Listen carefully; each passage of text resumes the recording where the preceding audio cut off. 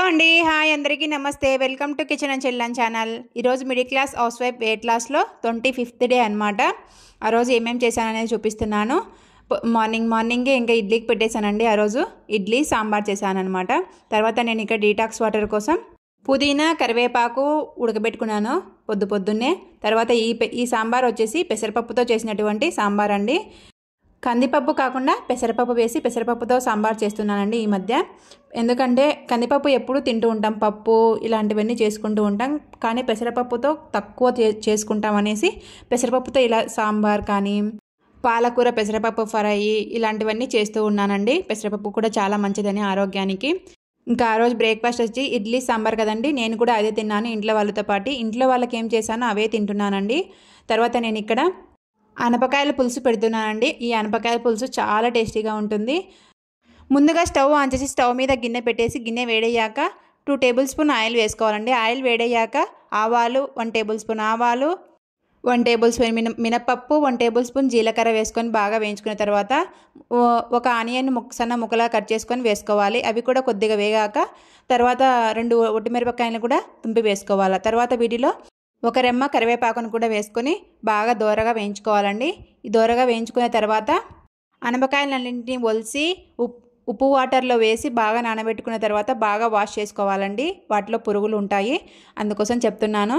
ఇంకా అవన్నీ కూడా వాష్ చేసుకున్న తర్వాత ఈ దోరగా వేయించుకున్నటువంటి పోపులో వేసుకోవాలన్నమాట. పోపులో వేసుకొని బాగా కలుపుకోవాలి. ఈ అనపకాయల పులుసు చాలా టేస్టీగా ఉంటుందండి. ఈ అనపకాయల్లో పిండి పదార్థాలు, విటమిన్స్ అన్నీ కూడా ఎక్కువగా ఉంటాయని చెప్తూ ఉంటారు. తర్వాత ఇలా బాగా కలుపుకున్న తర్వాత 1/2 టేబుల్ స్పూన్ పసుపును కూడా వేసుకొని బాగా కలుపుకోవాలి. ఈ అనపకాయల పులుసు చాలా టేస్టీగా ఉంటుంది. చాలా సింపుల్ ప్రాసెస్లో చేసుకోవచ్చండి. అంటే మనం పెద్ద పెద్ద మసాలాలని వేసుకోకుండా సింపుల్గా చేసుకోవచ్చు. అలాగే 2 టేబుల్ స్పూన్ కారం పొడిని, కొద్దిగా కల్లుప్పుని వేసుకొని బాగా కలుపుకున్న తర్వాత వాటర్ వేసుకొని బాగా కలిపెట్టుకొని ఉడికించుకోవాలండి. కారం పొడి సాల్ట్ వేసే క్లిప్పు మిస్ అయింది, ఏమనుకోవద్దండి. తర్వాత అవన్నీ వేసుకొని బాగా కలుపుకొని ఇంకా మూత పెట్టేయాలి. బాగా కొద్దిసేపు బాగా ఉడికించుకోవాలి. అవి ఉడికే లోపల మనం ఇక్కడ ఒక మిక్సీ జార్ తీసుకొని అందులో 2 గుప్పెళ్ళు వేయించుకున్నటువంటి పల్లీలను వేసుకొని పొడి కొట్టేసుకోవాలండి. ఈ అనపకాయ పులుసులో ఈ పొడి బాగా టేస్టీగా ఉంటుంది. చాలా ఈజీ ప్రాసెస్లో చేసుకోవచ్చు.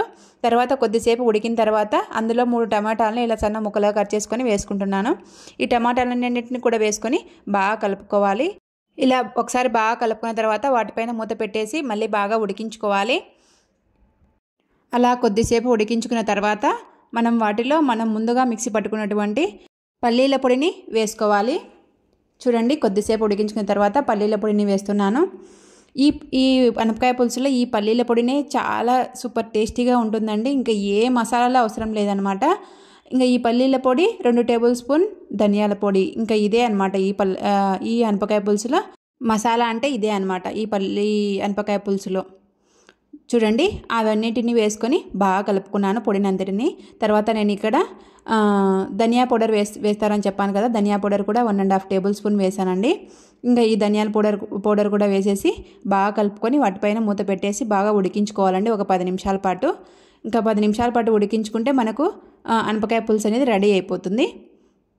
ఈ అనపకాయ పులుసు చపాతీలో కానీ జొన్న రొట్టెల్లో కానీ ఇలా రాగి సంగటి ఉంటుంది కదండి, రాగి సంగటిలో కూడా చాలా చాలా టేస్టీగా ఉంటుంది. అలాగనే ఆరోగ్యానికి కూడా చాలా మంచిదండి అనపకాయ పులుసు, అనపకాయలు అనేవి. ఇంకా చూడండి, కొద్దిసేపు ఉడికించుకున్న తర్వాత ఇంకా మూత తీసి కలిపెట్టుకుంటున్నాను. అనపకాయలు కూడా ఆల్మోస్ట్ ఉడికిపోయాయండి. ఒకవేళ మీరు ఇలా చేసుకోవడానికి ఇబ్బంది పడితే ఇదే ప్రాసెస్లో కుక్కర్లో వేసుకొనైనా చేసుకోవచ్చు. కుక్కర్లో అయితే 8 విజిల్స్ 7 విజిల్స్ కల్లా ఉడికిపోతాయండి. అయితే ఇంకా అన్నీ ఒకటేసారి వేసేసి కుక్కర్ విజిల్ పెట్టేయాలి. ఇంకా నేను ఉడికిపోయాయి. తర్వాత లాస్ట్లో ఒక రెమ్మ కరివేపాకును వేసేసి మూత పెట్టేశాను. ఇలా లాస్ట్లో కరివేపాకును వేసేసి మూత పెట్టేయడం వల్ల ఆ కరివేపాకు ఫ్లేవర్ అనేది కూరకు పడుతుంది, చాలా టేస్టీగా ఉంటుంది అనమాట తినేటప్పుడు. తర్వాత నేను ఇక్కడ 11:30కి ఎక్సర్సైజ్ చేసుకుంటున్నానండి. ఎక్సర్సైజ్ అనేది కంపల్సరీగా చేసుకోవాలండి. స్కిప్ చేయకోకుండా చేసుకోవడానికి ట్రై చేయండి. అప్పుడే మనం వెయిట్ లాస్ అవ్వడానికి కూడా కొద్దిగా తగ్గడానికి మన బాడీ కూడా రియలైజ్ అవుతుంది అనమాట, బాడీ తగ్గడానికి. చూడండి, నేను అన్ని ఎక్సర్సైజ్లు ఇంట్లోనే చేసుకుంటున్నాను. ఎటువంటి జిమ్ములకు వెళ్ళకుండా సింపుల్ ప్రాసెస్లో చేసుకుంటున్నాను. ఇలా ఇంట్లోనే ఎక్సర్సైజ్ చేసుకుంటాం, ఇంట్లో వాళ్ళకి పెడుతూ వీక్లీ 1 kg తగ్గినా కూడా మనకు సాటిస్ఫాక్షనే కదండి. అందుకోసం చెప్తున్నా, ఇంట్లో స్కిప్ చేయకోకుండా ఎక్సర్సైజ్ చేసుకోవడానికి ట్రై చేయండి. చాలా చాలా అంటే మన బాడీ కూడా చాలా యాక్టివ్గా ఉంటుందండి ఈ ఎక్సర్సైజ్ చేయడం వల్ల. వీడియో నచ్చితే లైక్ చేయడం మర్చిపోవద్దు. ఈ వీడియో మీకు యూస్ఫుల్ అనిపిస్తే లైక్ చేయండి, షేర్ చేయండి, సబ్స్క్రైబ్ చేసుకోండి.